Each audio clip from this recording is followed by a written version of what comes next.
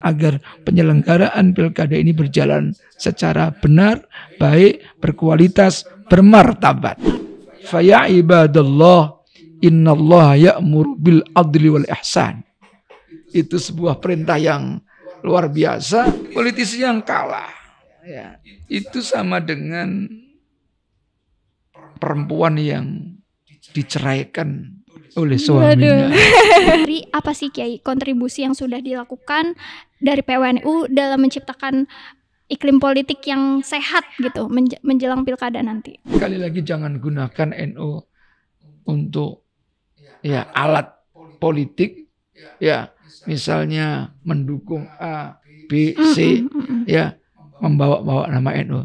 Kalau bisa materi-materi tentang pilkada yang berkualitas dan bermartabat itu juga perlu kita sampaikan sebagai materi pidato di kampung-kampung.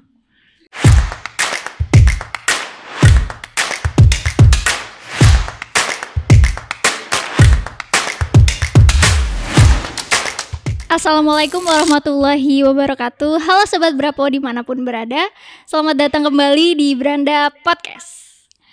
Oke, Sobat Brapo, di podcast kali ini kita masih mau berdiskusi dan membahas seputar pilkada menuju 27 November nanti.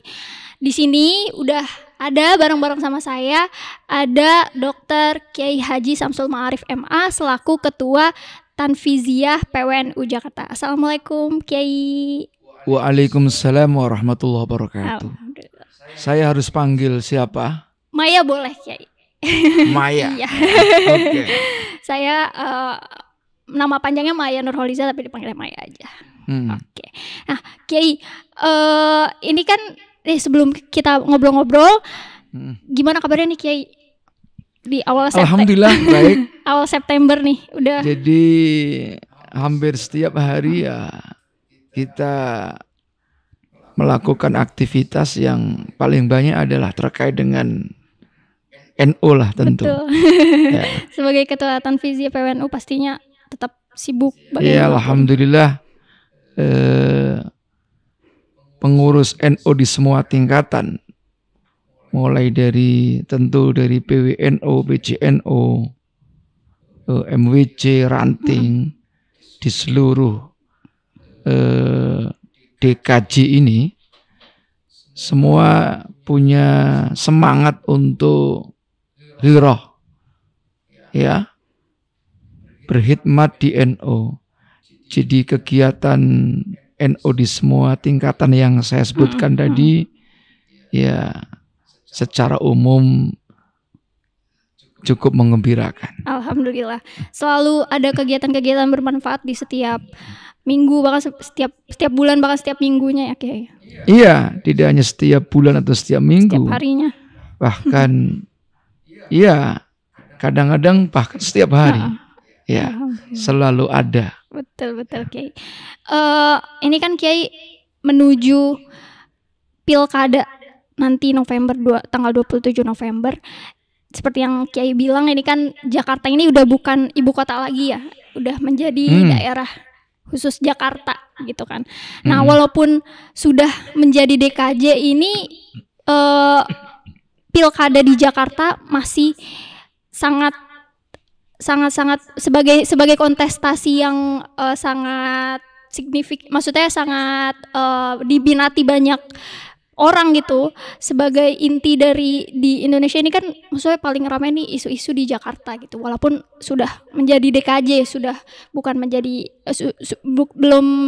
belum ibu kota lagi gitu ibaratnya. Nah, terus juga Kiai terkait isu-isu kemarin, isu-isu yang lagi hangat kemarin di media sosial sampai sekarang ini kan di Jakarta ini sedang ramai gitu ya, apalagi ini menuju pilkada. Nah, NU ini sebagai organisasi Islam terbesar, salah satu organisasi Islam terbesar di tanah air gitu ya. PWNU ini kan pandangan dan sikap PWNU ini sangat menjadi sorotan bagi masyarakat, apalagi terkait pilkada ini. Nah, apa sih Kiai peran utama PWNU ini dalam pemilihan gubernur Jakarta ini? Iya, Nahdlatul Ulama sebagai sebuah perkumpulan ya. Pertama, mempunyai kewajiban bahwa memilih seorang pemimpin itu sebuah perintah agama. Betul, betul.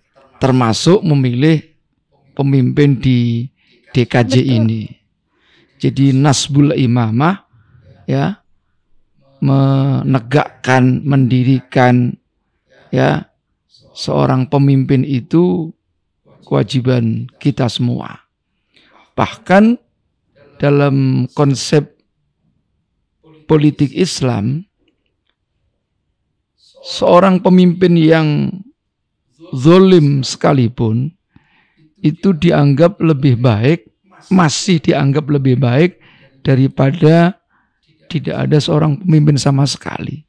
Jadi tidak boleh sebuah daerah ya, apalagi negara lowong tidak ada pemimpinnya walaupun 1 detik, 1 jam sekalipun itu tidak boleh. Oke. Nah, oleh karena itu kita harus itu mendorong, menciptakan, mensukseskan yang terkait dengan pilkada tadi.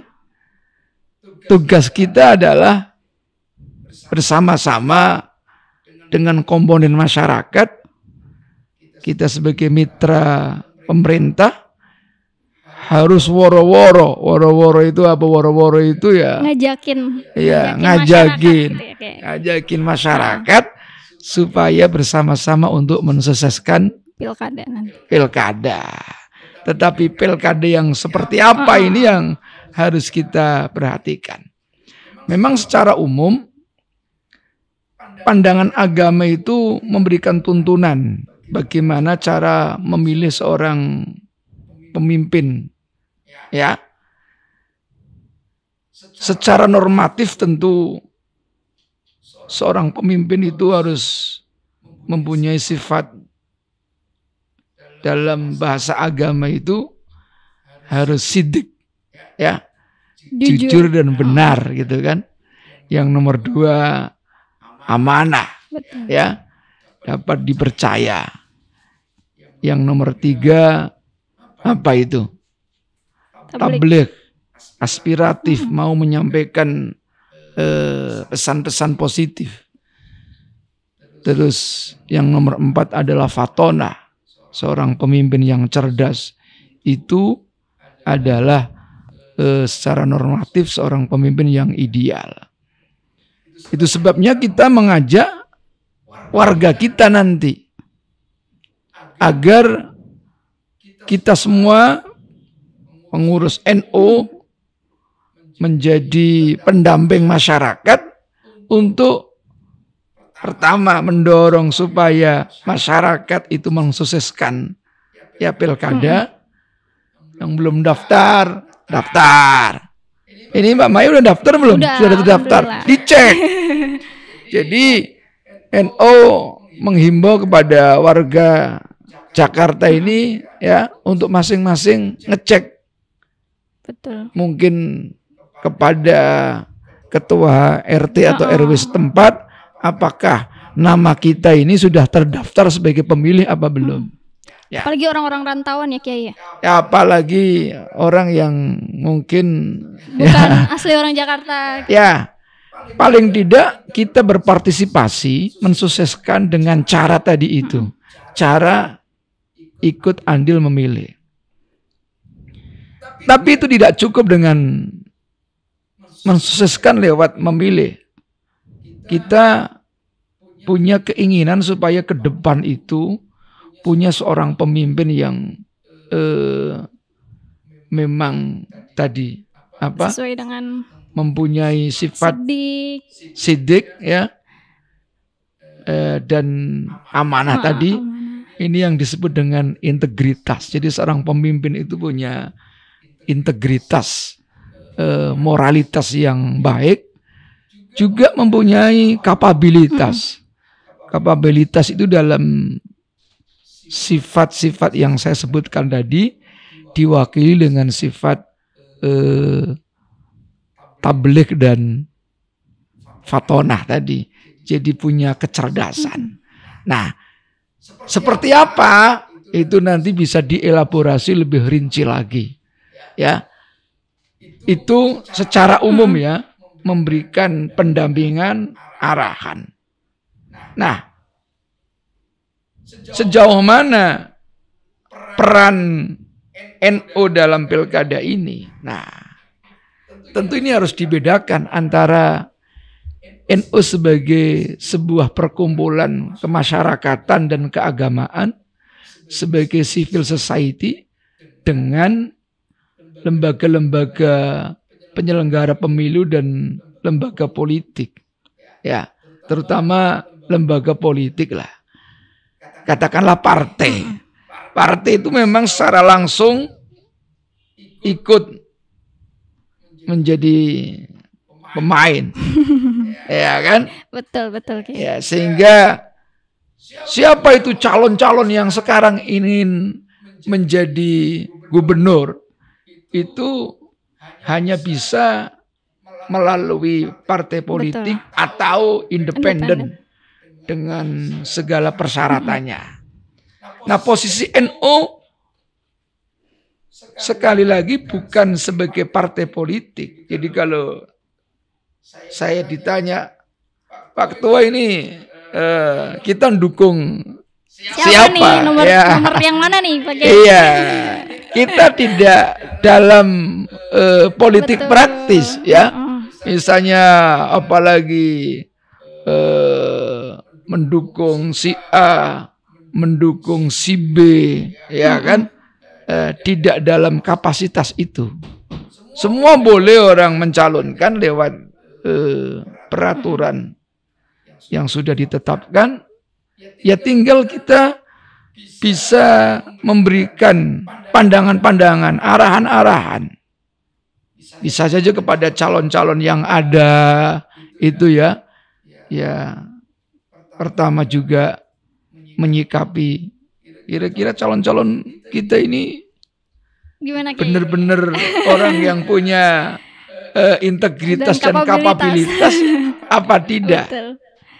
Nah, dalam hal politik dibenarkan seorang memang melakukan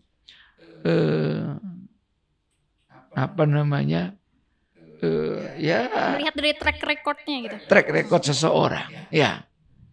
Ini sebetulnya punya kapabilitas apa tidak? Orang ini integritasnya di mana?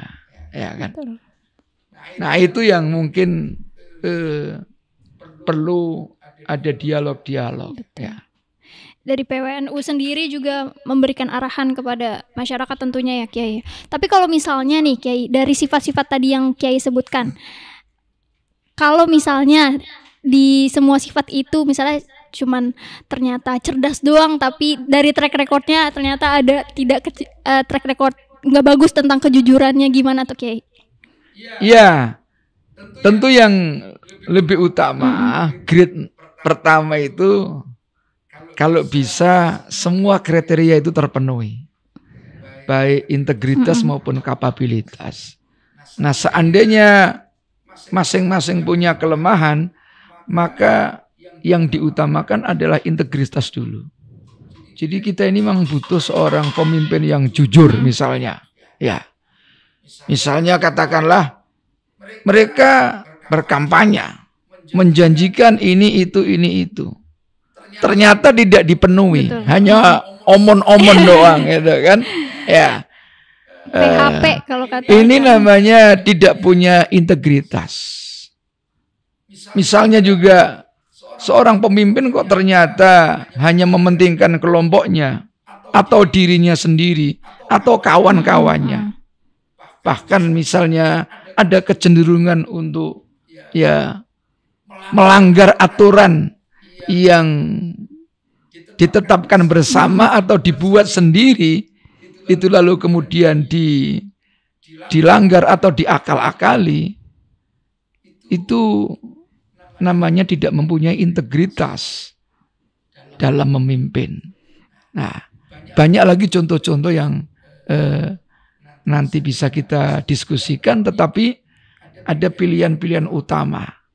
Kalau kita menggunakan teori fikih fikih skala prioritas, afdholiyat, mana yang lebih utama kita lakukan, baru pilihan kedua, pilihan seterusnya. Oke, berarti memang yang paling utama tuh kejujuran ya, kayak kejujuran, diikuti dengan sifat-sifat lainnya. Ya, itu yang kita sebut dengan integritas tadi. Betul. Ya. Nah, Kiai, tadi kan Kiai menyebutkan bahwa PWNU ini sebagai mitra dari pemerintah gitu ya. Nah, sejauh mana PWNU terlibat dalam Pilkada Jakarta nanti? Ya, kita kan tidak terlibat secara langsung ya. Yang terlibat secara langsung tentu lembaga penyelenggara pemilu, kemudian partai politik. Tetapi kita harus ikut bersama melakukan kepengawasan supaya penyelenggaraan pemilu itu tidak menyimpang dari aturan-aturan yang ada. Katakanlah NU itu harus menjadi contoh dalam praktek penyelenggaraan pemilu sesuai dengan tugas kita. Tidak cukup misalnya hanya sekedar kita menghimbau semua warga DKI itu ikut memilih. Itu sudah bagus. Tetapi harus dibarengi dengan yang lebih positif lagi. Saya sering membuat istilah, ada grade yang pertama itu saya menyebutnya dengan politik ihsan. Yang nomor 2 dengan menyebut dengan politik ma'ruf, dan yang nomor 3 dengan politik mungkar. Ya. Apa itu politik ihsan? Kita harus menjadi contoh ya, bahwa kita adalah ormas ya, perkumpulan yang betul-betul menjadi teladan dalam penyelenggaraan politik. Misalnya kita ikut mengarahkan, mengawasi agar penyelenggaraan pilkada ini berjalan secara benar. Saya menggunakan istilah misalnya pilkada yang berkualitas dan bermartabat. Ya, tidak ada money politik, ya, tidak ada kecurangan, ya, itu namanya berkualitas. Juga menghargai lawan politiknya, bermartabat, yang sering saya sebut itu bermartabat. Jangan melakukan kampanye negatif, ya, menghina apalagi, ya, menjelek-jelekan apalagi, ya. Jadi cukup kita ini sedang menawarkan diri kita akan menjadi seorang pemimpin, sudah diri kita saja. Jangan lalu menjelek-jelekan lawan politiknya. Nah, itu yang saya sering katakan bahwa ada politik ihsan. Politik ya di atas rata-rata, tidak hanya untuk mendapatkan kemenangan, tetapi kalau bisa kemenangan itu kita dapatkan dengan cara-cara yang bermartabat. Itu sebabnya Nahdlatul Ulama mengajak seluruh komponen masyarakat Jakarta, ayo kita ya berpartisipasi agar penyelenggaraan pilkada ini betul-betul berkualitas dan bermartabat. Salah satunya misalnya, hindari pilkada ini dari money politik. Betul. Jadi kalau ada calon-calon yang berusaha untuk melakukan money politik, NU harus mengatakan tidak. Betul. Ya kan? Karena kalau pilkada ini dilakukan dengan cara-cara money politik misalnya, Itu tanda-tanda awal kehancuran atau ketidaksuksesan seorang calon itu sendiri. Berapa duit itu kalau seseorang mau mendapatkan jabatan gubernur, wakil gubernur dengan menggunakan money politik, maka dia butuh nilai rupiah yang cukup besar. Maka seandainya dia itu terpilih, maka pikiran yang paling pertama adalah nanti bagaimana cara mengembalikan modal awal yang sudah keluar. Jadi boro-boro mikirkan Mbak Maya gitu kan. Mikirin rakyatnya sendiri gitu. Rakyatnya. Utangnya. Iya. Mikirin utangnya belum lunas. Itu salah satunya. Jadi itu yang kita sebut dengan politik ihsan tadi. Yang kedua adalah politik ma'ruf. Ma'ruf itu maknanya baik ya. Kalau ihsan juga baik tapi di atas rata-rata. Ma'ruf ini ya paling tidak kita ikut berpartisipasi ya dengan memilih ya, mengajak teman-teman ikut berpartisipasi ya, mensukseskan pemilu. Nah, itu sudah dianggap baik itu. Iya. Ya. Tapi ada politik yang saya sering menyebut dengan politik mungkar. Oke. Apa itu politik mungkar? Mungkar itu lawannya ma'ruf. Ya. Kalau ma'ruf itu baik, mungkar itu jahat. Jadi politik mungkar adalah politik yang dilakukan dengan menggunakan segala cara ya untuk mendapatkan kepentingan tanpa mempertimbangkan apakah yang dia lakukan itu melakukan pelanggaran apa tidak ya, menyakiti lawan apa tidak ya. Yang penting hanya yang dicari untuk kemungkaran. Bahkan kalau bisa dia lakukan itu melanggar aturan-aturan.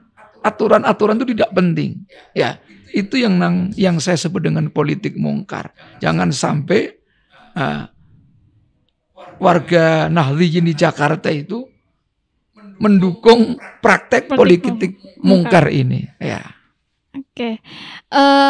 Tapi menurut Kiai khususnya di Jakarta ini masih belum, maksudnya udah ada tanda-tanda politik mungkar gini kayak ya kan belum kan? Dari pengalaman pemilu kemarin kan, ini kan belajar juga dari kemarin nih Kiai. Iya, saya kira di setiap event perpolitikan itu sering terjadi. Ya, ada potensi bahwa orang yang mengikuti pertandingan gitu kan. Kontestasi. Apa? Kontestasi. Ya. Itu punya kecenderungan untuk melakukan tadi sesuatu yang mungkar. Nah, bukan berarti dia orang yang mungkar, tapi seringkali kadang-kadang kemungkaran dalam berpolitik itu tidak semata-mata datang dari para politisi atau para calon gubernur, bahkan juga seringkali justru yang memulai itu masyarakat sendiri. Iya kan. Maka kita sering misalnya disuruh pilih ini terus boleh gitu pilih ya. Tapi mana NPWP-nya? Tahu NPWP? Apa tuh Kiai? NPWP itu nomor piro wani piro. Mana nih itunya ya? Iya. Uang tutup mulutnya. Iya. Jadi kalau ulama-ulama terdahulu itu kalau mau memilih seorang pemimpin tanya kepada tokoh agama dengan menggunakan basiroh, pandangan hati seorang ulama, sehingga bisa mengarahkan, oh ini layak jadi pemimpin, kamu hendaknya memimpin calon ini. Tetapi sekarang ini bukan basiroh ukurannya, bisyarah. Bisyarah itu apa itu bisyarah ini? Ada Ya. uang, ada Syai'un ya. Nah ini saya kira kewajiban kita ya, warga Nahdliyin terutama pengurus NU memberikan pendampingan kepada masyarakat. Ya, kita punya keinginan bahwa pilkada tahun berapa ini? 2024 yang insya Allah akan diselenggarakan pada bulan November nanti itu betul-betul pilkada yang berkualitas dan bermartabat. Ya. Oke, karena kan masyarakat netizen di media sosial juga kayak bahkan udah ada yang secara terang-terangan gitu Kiai dari kita berkaca dari pemilu kemarin bahwa ada nih orang yang nge-spill gitu. Kalau sekarang ngomongnya nge-spill, tapi apa itu nge-spill? Itu kayak ngasih tahu Kiai, nge-spill gitu. Ngasih tahu kalau misalnya dia dapat ada uang dari salah satu pemimpin yang mencalonkan kayak gitu-gitu. Itu. Nah, itu yang nge-spill itu yang harus kita perbaiki. Itu tuh. Ya jangan sampai kita malah jadi bandarnya nge-spill. Jadi ini yang akan merusak sebetulnya. Jadi seringkali kualitas penyelenggaraan pemilu itu dirusak bisa dari satu arah dan bisa dari dua arah. Kalau satu arah bisa jadi yang merusak itu memang calonnya. Ya, tapi ini kadang-kadang malah dua-duanya. Iya, mancing lagi. Jadi calonnya maupun masyarakatnya. Terus ada pihak ketiga itu. Ya, tim sukses ya. Tim sukses itu walaupun yang didukung kalah tapi tetap sukses katanya. Ini yang kadang-kadang membuat penyelenggaraan pemilu itu tidak berkualitas. Ya. Kadang gara-gara itu juga masyarakat sampai jadi malas gitu Kiai, maksudnya kayak ngapain ujung-ujungnya juga dia yang menang, akhirnya udah coblos saja semuanya gitu kan. Itu juga maksudnya perilaku yang nggak bisa juga dibenarkan gitu ya Kiai. Maksudnya dia di lingkungan dia nih udah banyak orang yang bilang udah pilih ini aja gitu kan, udah pilih misalnya kemarin tuh caleg yang ini aja gitu kan, soalnya kita dapat ini nih uang transport gitu lah ibaratnya. Jadinya kan ada satu orang yang emang mungkin dia melihat dari visi misi si calon itu, jadi kayak udah ini mah udah bakal kalah, ini udahlah coba semua. Kan ada yang mikirnya juga kayak gitu. Banyak orang yang jadinya berpikiran negatif tentang pemilu kemarin ataupun nanti pilkada gitu. Iya, jadi memang setiap ada penyelenggaraan pilkada, pilpres, pil yang lain itu, ya potensi money politik itu selalu terbuka. Jangankan memilih pemimpin yang formal ya kadang-kadang bisa jadi di ormas. Ya di mana saja ya, itu pun seringkali masih ada. Tetapi kita ini sebagai ya perkumpulan ya keagamaan dan kemasyarakatan sekalian harus menjadi contoh yang baik, yang positif buat masyarakat. Ya. Oke.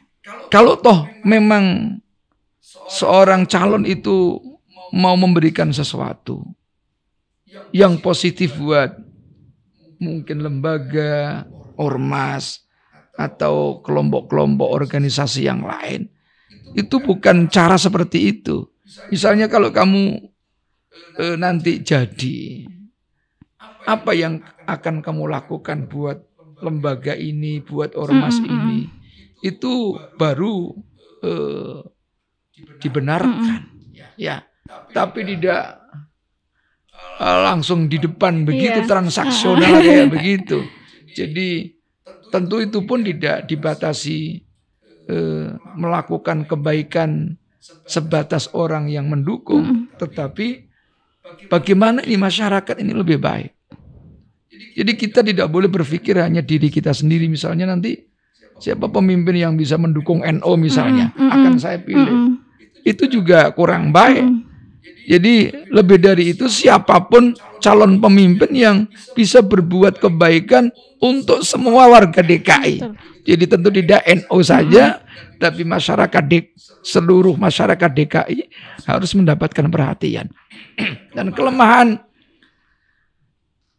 para politisi atau para calon pemimpin atau para pemimpin itu seringkali kebaikannya hanya diberikan kepada orang-orang yang mendukung sejak awal. Sehingga orang-orang yang tidak mendukung atau orang-orang yang kalah secara politik itu kadang-kadang tidak diperlakukan secara baik. Boro-boro diperlakukan secara tadi kebaikan di atas rata-rata. Baik saja tidak. Bahkan kecenderungannya diperlakukan secara zalim.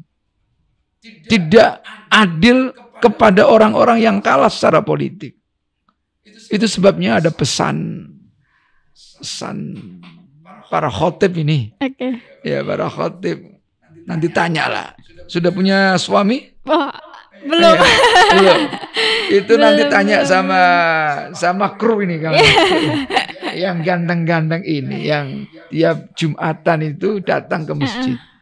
Itu hampir semua khotib memberikan pesan dalam penutupan khutbahnya, fa ya ibadallah innallaha ya'muru bil adli wal ihsan. Itu sebuah perintah yang luar biasa, bahwa Allah memerintahkan kita semua ini supaya berbuat adil dan ihsan. Dan ini pesan terutama kepada para politisi tadi, kalau Anda menang harus tetap berbuat adil sekalipun kepada lawan politiknya. Berbuat baik sekalipun kepada lawan politiknya. Jadi kata kiai saya, politisi yang kalah ya, itu sama dengan perempuan yang diceraikan oleh suaminya. Apa nanti setelah yang berikut ini? Aduh, penasaran juga ini. Oke, Kiai. Terus juga kan kemarin media sosial itu kan dihebohkan sama peringatan darurat, Kiai. Tahu nggak tuh Kiai, yang logo Garuda itu, yang aksi demo di apa itu? Di gedung. Kita kan kaptek ini. Jadi kemarin tuh ada aksi demonstrasi Kiai di depan gedung DPR RI terkait revisi undang-undang pilkada ini. Gitu. Nah, itu kan terus juga ada isu terkait melawan kota kosong, yang dimana kemarin memang sempat ada isu itu di Jakarta, tapi untuk Jakarta sendiri sekarang kan sudah ada calonnya masing-masing gitu ya. Udah nggak satu calon lagi gitu. Tapi untuk di daerah-daerah selain Jakarta itu masih ada isu kota kosong. Nah, gimana sih Kiai PWNU ini menilai kualitas demokrasi terkait hal tersebut menjelang pilkada ini? Ya secara umum kan kita ini punya regulasi, undang-undang politik sudah baik. Cuma kadang-kadang dalam tataran pelaksanaannya ini ada yang usil gitu kan. Ya, ada yang usil sesuai supaya sesuai dengan keinginannya sendiri. Ya katakanlah kemarin bisa kita lihat bersama ya bagaimana drama yang ditampilkan oleh para anggota DPR kita ini, itu dalam pandangan masyarakat secara umum, pandangan para akademisi, pandangan para mahasiswa, pandangan para tokoh agama juga, itu kan negatif. Ada kesan bahwa apa yang akan dilakukan oleh para politisi, anggota-anggota yang sering kita sebut al-mukarram yang terhormat itu melakukan perselingkuhan politik. Belum diceraikan. Apa ini? Ya jangan perselingkuhan lah. Melakukan persekongkolan negatif. hanya hal-hal yang sifatnya ya sesaat, ya tidak menyeluruh. Nah, oleh karena itu ini menjadi pelajaran penting juga bagi para anggota dewan yang terhormat itu. Alangkah baiknya ketika membuat sebuah undang-undang atau revisi undang-undang, lebih banyak ya melakukan kajian secara ya baiklah, secara jernih, mencari sumber-sumber atau konsultasi, dialog dengan masyarakat, sehingga putusannya itu dianggap bulat. Jangan nanti ada undang-undang belum berlaku saja sudah didemo gitu kan. Apalagi diberlakukan. Ya kayak kemarin untungnya ada kesadaran bersama bahwa rancangan undang-undang revisi itu tidak dilakukan. Ya itu menjadi pelajaran penting ke depan. Jadi pelajaran penting baik bagi DPR maupun bagi kita. Jadi segala sesuatu itu yang akan kita lakukan jangan hanya mempertimbangkan diri kita sendiri, tetapi lebih banyak mempertimbangkan secara keseluruhan. Oke. Terus nih Kiai, ini kan semakin maraknya media sosial yang ada, makin banyak aplikasi-aplikasi di handphone gitu ya yang bikin orang saling berbincang walaupun jaraknya jauh gitu kan, saling berpendapat tentang apalagi tentang politik di Indonesia ini, terutama di Jakarta. Nah, ada sebagai NU ini kan sebagai salah satu tadi organisasi Islam terbesar di Indonesia ya Kiai. Nah, ada netizen mungkin yang berpendapat atau yang mengomentari nih kalau misalnya wah ini nih ormas atau ormas misalnya berpihak nih kepada salah satu calon gubernur misalnya gitu. Nah, memangnya sejauh ini dari NU ada hal seperti itu kayak dari isu-isu yang ada di TikTok, Instagram. Ya enggak lah, NU itu kan memang bukan organisasi politik ya, bukan perkumpulan politik. NU adalah perkumpulan keagamaan dan kemasyarakatan. Maka tentu tidak dibenarkan misalnya melakukan dukungan kepada calon-calon atau kepada tertentu, partai ini ya gitu, kepada partai tertentu tidak itu. Dan itu sudah sering kali disampaikan oleh Ketum PBNU. Tetapi memang kadang-kadang ada kesan ya. Nah, kesan ini kan timbul dari para pemimpin NU secara keseluruhan. Memang kadang-kadang harus dibedakan mana hak pribadi dan mana hak sebagai pemimpin organisasi. Katakanlah saya sebagai ketua PBNU, ya, saya secara pribadi punya hak untuk memilih, ya kan, termasuk mengajak orang lain, mempengaruhi orang lain, ya. Tetapi sebagai ketua PW saya tidak boleh menggunakan PWNU untuk saya gunakan kepentingan politik praktis model begitu. Misalnya, tenang, nanti kamu saya ngomong dengan politisi yang lain, nanti akan kita kerahkan warga NU. Saya sebagai itu enggak boleh itu yang seperti itu. Jadi kita harus menjaga marwah NU, ya kan?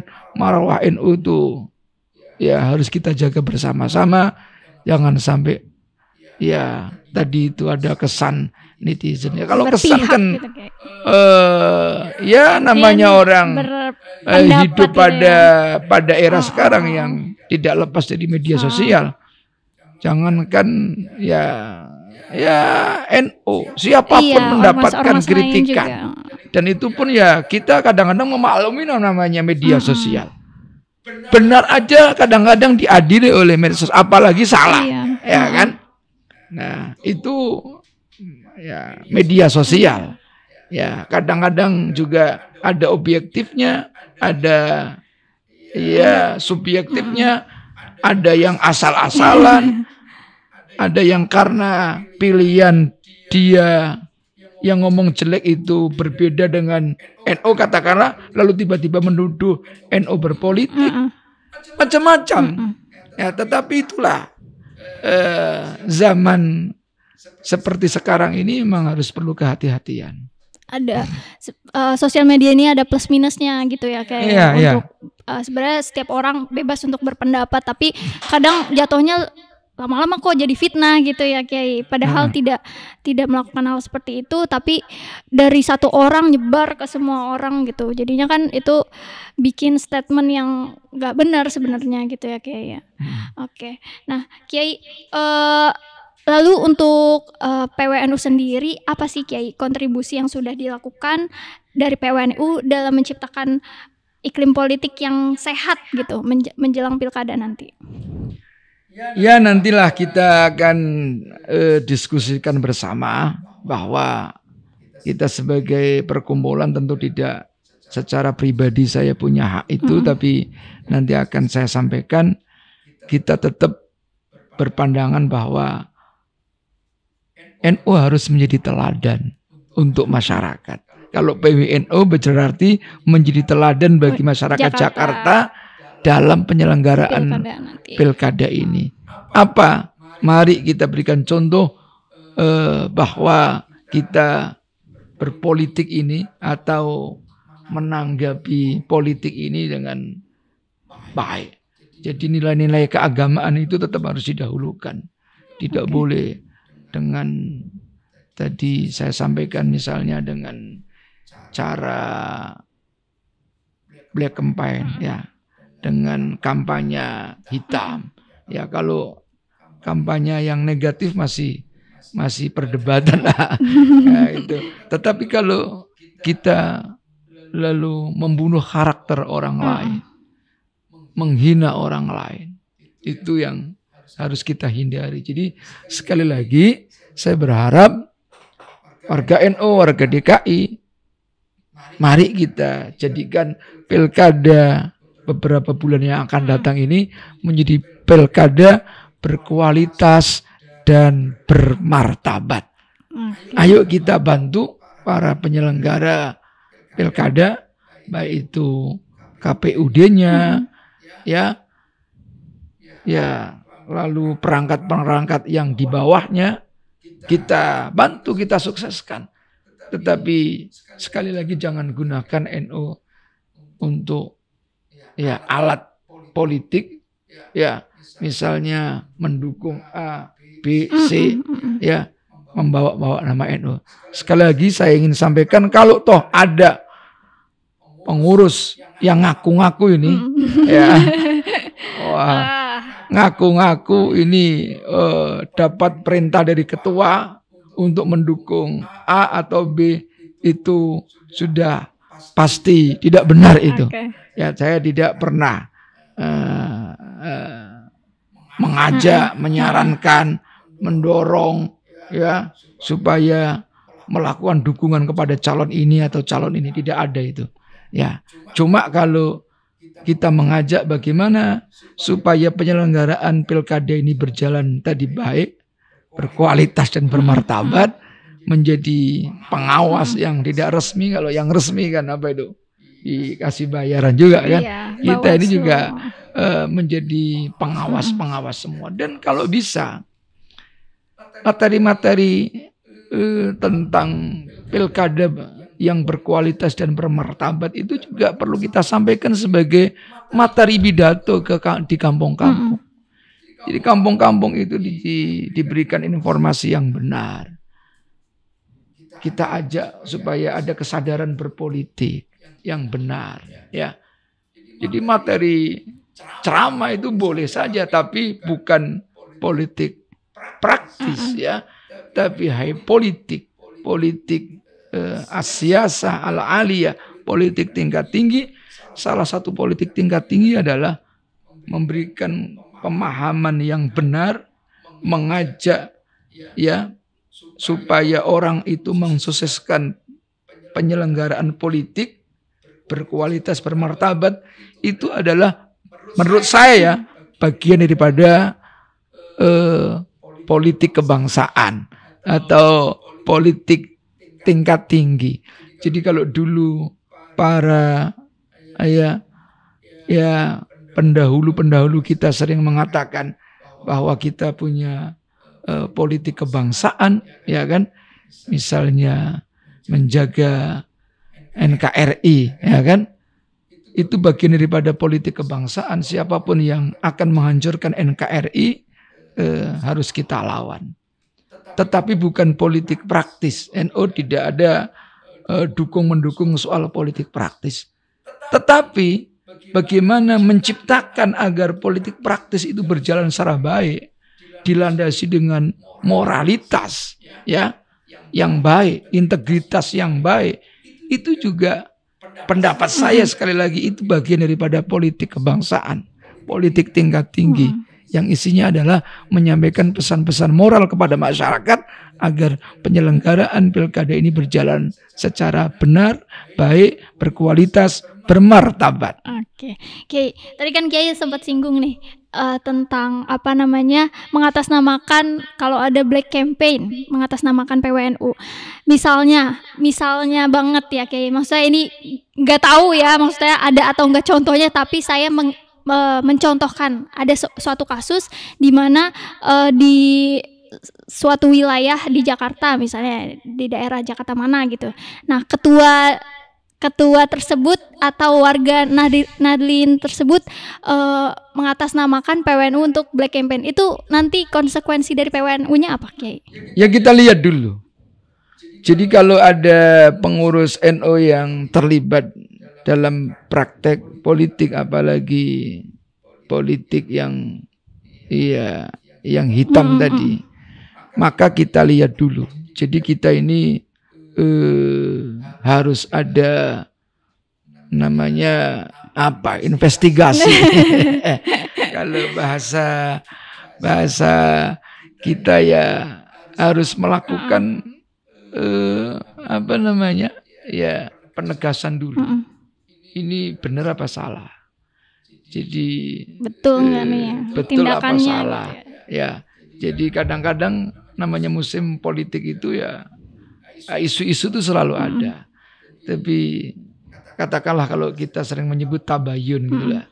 Harus kalau ada orang melakukan kekeliruan, tabayun dulu benar nggak? Jangan-jangan itu sama isu juga. Gitu kan. Nah kalau sudah tabayun lalu betul-betul melakukan kesalahan, ya, nah, kesalahannya itu sejauh mana? Jadi nanti akan kena sanksi, mulai dari sanksi ringan, sanksi menengah, sampai sanksi yang berat, sesuai dengan tingkat kesalahannya. Tapi saya berharap semua itu tidak terjadi di kepengurusan NU. Jadi oleh karena itu kita harus saling mengingatkan lah sama-sama pengurus. Jadi saya juga minta diingatkan, namanya ketua NU juga manusia, ya kan? Siapa tahu dipengaruhi oleh orang lain, tiba-tiba kita ya nggak kuat imannya nggak kuat. Setannya lebih besar ini. Iya, saya kira harus saling mengingatkan. Jadi kita memang sering menyampaikan kepada seluruh pengurus NU, ayo kita ini saling mengingatkan, karena semua orang itu ada potensi salah. Ya, sehingga saling mengontrol satu dengan yang lain. Kiai, terakhir Kiai, boleh Kiai kasih pesan kepada para sobat Brapo nih. Namanya ini kan Beranda Podcast nih Kiai. Jadi kita manggilnya sobat Brapo. Nah, boleh kasih pesan kepada sobat Brapo, apalagi yang nonton ini kan kebanyakan Gen Z gitu. Generasi yang di atas tahun lahirnya 2000-an gitu, yang masih muda-muda, yang dimana mereka ini berpikiran kritis gitu Kiai tentang pilkada ini. Kadang pemikiran mereka ini mempengaruhi, kayak kemarin seruan untuk aksi demonstrasi ini kan Gen Z yang banyak turun ke lapangan gitu ya Kiai untuk aksi demonstrasi kepada DPR RI. Nah, Kiai boleh kasih pesan kepada masyarakat khususnya kepada Gen Z ini terkait pilkada, bagaimana nantinya Kiai? Iya, pesan saya pertama, ayo para generasi apa tuh Gen Z itu Gen tadi Z. ya. Ya. Ayo kita sama-sama sukseskan dengan cara satu berpartisipasi untuk ikut memilih ya kan. Itu penting. Itu tadi Gen Z itu punya suara apa enggak itu? Punya Kiai. Biasanya udah 20 tahun ya, atas. jadi dipastikan dirinya harus Punya hak terdaftar memilih. untuk memilih. Itu penting sekali. Jangan sia-siakan kesempatan untuk memilih pemimpin itu dianggap hal yang biasa-biasa aja. Udah, mendingan saya tidur aja, enak main HP, main enak game gitu kayak. game atau ngopi di mana. Tolong itu hentikan dulu sesaat, kita datang sukseskan. Yang nomor 2, juga perlu melakukan kajian dialog. Kalau ada kesempatan dialog dengan calon gubernur ini, wakil gubernur, coba dibaca kira-kira yang ditawarkan itu apa. Program-programnya gitu. Kita ini kadang-kadang nggak tahu visi misi yang disampaikan oleh calon-calon itu kayak apa. Jangan hanya melihat misalnya, oh dia cantik, ya karena sekarang banyak calon masih muda gitu. perempuan gitu kan. Kalau di Jawa Timur itu perempuan semua itu. Oh itu, iya kan kaya, duitnya banyak, itu perlu kita pilih. Jangan seperti itu. Tapi kita harus memulai mumpung masih muda. Bagaimana kita belajar untuk mendapatkan seorang pemimpin itu dari aspek yang saya sebutkan. Ada integritas, ada kapabilitas. Ya, itu saja. Kalau ini bisa kita lakukan, insya Allah ke depannya sudah ya lancar lah. Sesuai dengan tadi sifat-sifat pemimpin yang tadi disebutkan oleh Kiai juga, bagaimana visi misinya juga kita lihat juga nih, bagaimana program kerjanya ke depan. Nanti disitulah kita bisa memilih pemimpin yang tepat menurut kita, menurut diri sendiri gitu ya, untuk pilihan masing-masing gitu ya Kiai ya. Nah, oke. Sobat Brapo, ini cukup sampai di sini aja untuk podcast kali ini. Nanti di episode selanjutnya ini masih banyak kita ngobrol-ngobrol, ngebahas lagi terkait pilkada ini maupun ngebahas topik-topik yang lain yang nggak kalah lebih seru lagi. Mungkin sampai di sini aja. Jangan lupa pesannya dari Kiai, lancarkan, sukseskan pemilu pilkada Jakarta yang sehat dan transparan gitu ya Kiai. Yang sehat dan juga pilkada yang berkualitas dan bermartabat. Yang berkualitas, bermartabat, sehat dan transparan. Semuanya sehat walafiat. Oke, mungkin itu saja untuk podcast kali ini. Sekian, terima kasih. Wassalamualaikum warahmatullahi wabarakatuh. Waalaikumsalam warahmatullahi wabarakatuh.